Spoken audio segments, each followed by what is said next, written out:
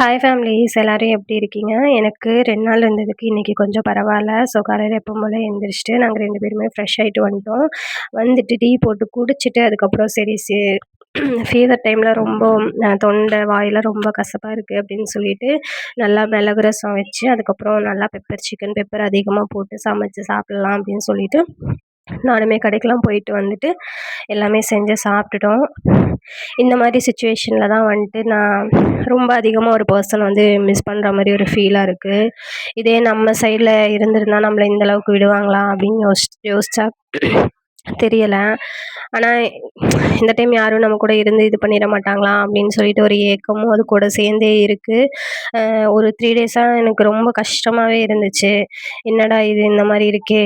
அப்படின்னு சொல்லிட்டு அவனுக்கும் இந்த மாரி கால், எனக்கும் ஃபீவர். அவன் நல்லா இருந்தா என்ன பார்த்துருப்பான். அவனுக்கும் இந்த மாரி இருக்கே! அப்படின்னு சொல்லிட்டு ரொம்ப ஒரு மாரி கஷ்டமா இருந்துச்சு. யார்ட்டயும் எதுவும் சொல்லவும் முடியல.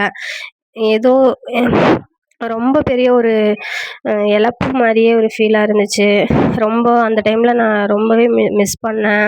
இதே நான் அங்க இருக்கும்போது ஏதோ ஒண்ணுன்னா, சுத்தியும் 4 பேர் உட்காந்து அப்படி பார்த்துக்குவாங்களே, இப்ப பாரு எல்லாமே நம்மளே பண்ற மாரி இருக்கே அப்படின்னு சொல்லிட்டு, ஒரு மாரி ரொம்ப கஷ்டமா இருந்துச்சு. இது யாரு என்ன பத்தி என்ன நெனச்சாலும் எனக்கு அத பத்தி கவலை இல்ல.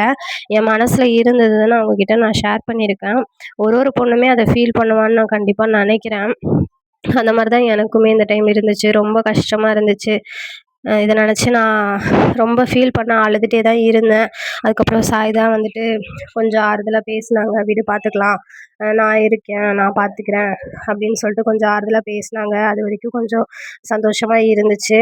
ஸோ நம்ம லைஃப் நம்ம தான் பார்த்துக்கணும் அப்படின்ற மாதிரி நானே என்ன மோட்டிவேட் பண்ணிட்டு நான் அப்படியே இருந்துட்டேன். இப்ப எனக்கு கொஞ்சம் உடம்பு பரவால்ல. பட் கோல்டு ரொம்ப அதிகமா இருக்கு அப்படின்ட்டு டாக்டர் சொல்லியிருக்காங்க. ஸோ அதுக்கு மட்டும் சுடு தண்ணி குடிக்க சொல்லியிருக்காங்க.